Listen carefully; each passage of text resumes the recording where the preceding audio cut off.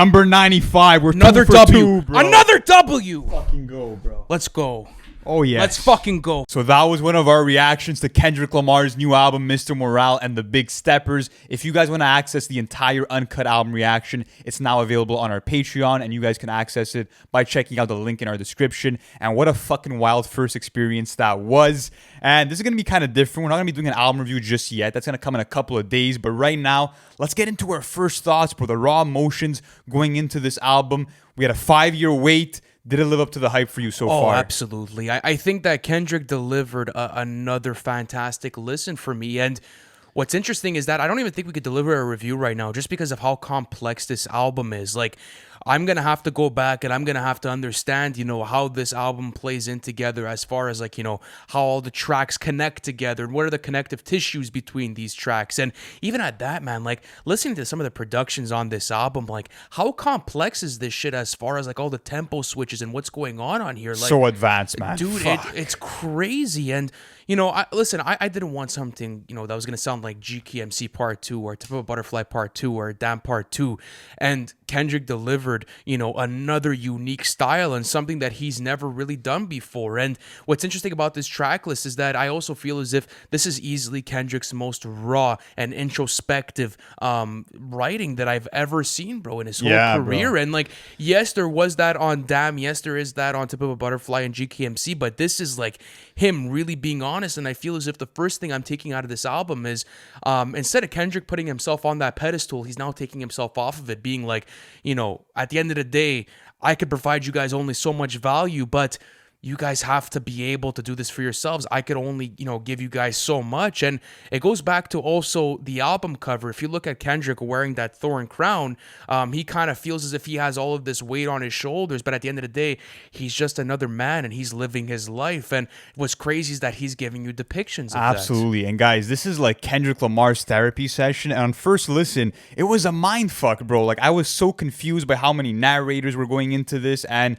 just where the actual album direction was headed, because there was so much song after song. And on first listen, I'm like, hey, you know what? Individually, I'm not fucking with all of these songs. For example, Purple Hearts, I didn't like some of his melodic inflections, but as a whole, as the album progressed, you realize that you're witnessing Kendrick Lamar in a therapy chair in a psychologist's office for the most part. And it's his most personal album. You can compare this to Jay-Z's 444 in terms of him just lifting up the curtain, holding up that mirror, and letting you know that he is not this perfect human being. He is not hip-hop savior or the savior for, whoever has viewed him in that light. And that's something that you get, for example, on a song like Savior, where he's literally saying, yes, we idolize a lot of celebrities and a lot of people that have influence, but at the end of the day, I'm a regular fucking dude. And that goes back to the album cover once again, where he has that thorn crown, but when you're really looking at it, he's a normal guy. He has a family to protect. He has a family to take care of. And he has the same struggles that we all fucking go through. So to see how Kendrick really humanizes himself here and really grounds everything, strips a lot back, was fucking genius. Not only that, but I also love the fact that at first his mind state is kind of all over the place, and you'll find that on the intro, United Grief, where he's spitting these thoughts so quickly, but then as you progress, you realize the bars become more simplistic. His mind is more at ease, and he's able to really just vocalize what he's feeling. Exactly, and you also find that in the production as well, because example on, United in Grief or N95 or even Worldwide Steppers, kind of hectic as far as productions go, and it's Kendrick really going hard, and you kind of feels as if he's kind of in this confused state. But as the album sort of progresses, Kendrick's mindset keeps getting clearer and clearer and clearer until you get to the song Mirror. And I love how personal he gets on this album, and you see it on songs like Mother I Sober, on Anti-Diaries, on Example, We Cry Together. These are songs that are really pulling at the strings. And I have to ask you, all right, after the first listen, did he live up to the hype for you? I think he lived up to the hype. I think that I experience this with every Kendrick album that I hear for the first time, where I'm like, yeah, this is probably gonna rank towards the bottom of his discography. But we were just listening to some of these songs for the second time quickly, and I'm like, oh, this is already sounding so much fucking better than the first time I heard it. So I think it's gonna be a grower, like a lot of Kendrick albums are. Apart from that, let's talk about the features, because I was not expecting to see Kodak Black appear like 3 times in this project, and he absolutely fucking killed it on the song Silent Hill. I love that bouncy production, and Kodak could be conscious when he wants to be. And I love the fact that a lot of the themes that Kendrick is divulging here, a lot of the features play into as well. Apart from that, Sampha had an amazing hook. You had Blast, who did his thing. Summer Walker, Ghostface Killah. I love the fact that a fucking lyricist was on this album. Baby Keem did amazing on the Savior interlude. Some of his most introspective writing as well. Tana Leone was a nice addition. So Kendrick kind of made an album that I feel like is geared towards a newer demographic in terms of some of the cadences. Very playful, quirky at times. But I will say this, Okay, though. go for it. The album in tone is very mellow, and that might be off-putting for some people, that you're not getting constantly this high volatile energy that you might have gotten on an album like Good Kid, Mad City or Damn. But fuck all that. This is a new experience, and it's very melancholic because Kendrick, like he pens in some of these verses, like he tells you, I'm nervous while writing this. I don't know how to get these thoughts out so clearly. And again, bro, just to see how he's so cathartic in his approach, it's beautiful. Yeah, he recreated himself with this album, and he also explains how he had writer's block for 2 years and how he was having trouble, penning this album together. And I don't blame him, because when you're getting, songs like Mother I Sober, like how do you expect him to be able to write that sort of stuff and be able to deliver it like that? And I also love how many different voice switches came back for this. Like that was something that I always loved within Kendrick albums, and that was implemented well in here. And I also think what's cool about this album is, yes, it's not the most complex in writing in comparison to, let's say, what you would get on Top of a Butterfly, but it's a different style of writing where now everyone's going to be able to understand it and digest it, where it's a different type of Kendrick now, where he's not trying to overcomplicate everything, where he never really did, but okay, wait, let me reframe that. He's not over baking anything, if you get what I'm trying to Facts. say. Everything is perfectly calculated. And, for the first time, I think in like Kendrick's discography, you're also seeing tracks where he's not even on some of these songs, because they're playing into the overall theme. And I also love how the double album really worked out here, because the double album serves as space and runtime for him to be able to show that perspective change, show the type of environment that he's in and how he's progressing as a person. And a lot of stuff that I could relate to on this album, a lot of stuff that I'm going to go back to and feel personal attachment to. And that's what I wanted out of this. Everyone's been going through a tough fucking time, especially over the past couple of years. And this Kendrick Lamar album is exactly what we needed. And another thing is that we've always talked about, let's say a lot of these mainstream rap albums coming out and sounding really fucking flat with no substance and no heart.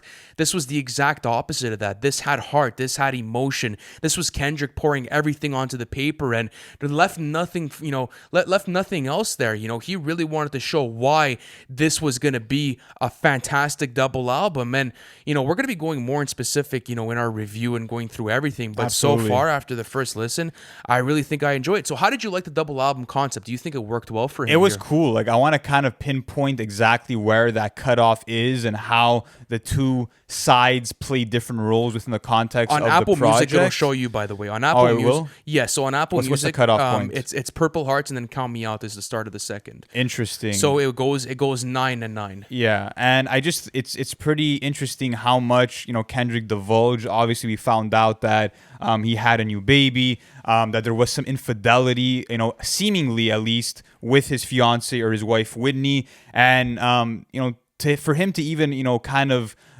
bless us with that introspection and really let us in on his trials and tribulations personally was really refreshing, because for so much time, Kendrick has felt that responsibility to speak for others, share the stories of others on songs like Sing About Me, I'm Dying of Thirst, and so many others. But here, like he says in the song Mirror, he says, I choose me. I want to tell my story. I want to give you some flashbacks and tell you about the childhood trauma that I suffered through and the generational curses that followed. So I think that a lot of people are going to be able to relate to this maybe more than any other Kendrick album. and I also think that there's gonna be a lot of mixed reception. Yeah, there's gonna be a lot Bro, of mixed people are gonna hate on this album. I feel like. Absolutely, yeah, but that's okay though. They got to give it some time to age because it's a really complex record. It is. It's a very complex and layered record, and you're gonna have a lot more material on here that you're gonna have to go back and be like, okay, what does this mean in context to this, and how did this connect to that? And I think that's the game I want to play with this album is just the cat and mouse. Connect everything together, and then finally get the bigger picture. And I love the turning points on the track list. Like everything keeps you entertained throughout it.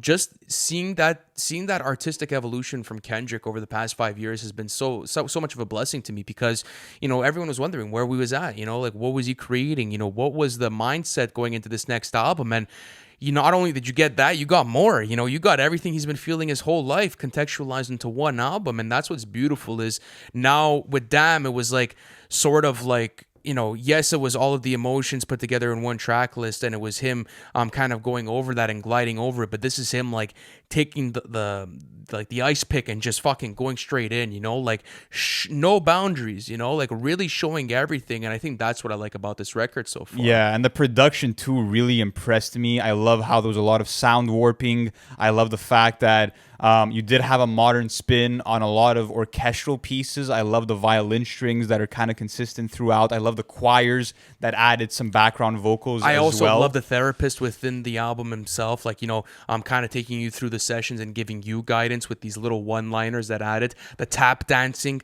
around the album whenever stuff gets kind of dodgy. That's really cool as well. Yeah, to kind of be a metaphor for him, like kind of glancing over his problems and not maybe facing them head on, kind of just tap dancing around them. Well, that was another thing that Kendrick had spoken about on the album. I'm not sure what song in specific, and I'm going to bring this into the review, was him saying you don't necessarily, I believe, like you won't, I think it was learning a lesson while you're sober. I think it was something along those lines. Like you won't necessarily feel something for real unless you're sober, unless you could really understand it. I will also say this. I think that like this was just raw expression for Kendrick musically. I think that for those hip hop fans that are going into this looking for that lyrical, miracle, spiritual Kendrick Lamar where it's super bar heavy and he's coming in with these metaphors and double entendres, that's not the point here. That's not the purpose. And if you are looking for these heavy fucking bars, they are here. They're here, but they're packaged way differently. And I think that it's more direct and it's maybe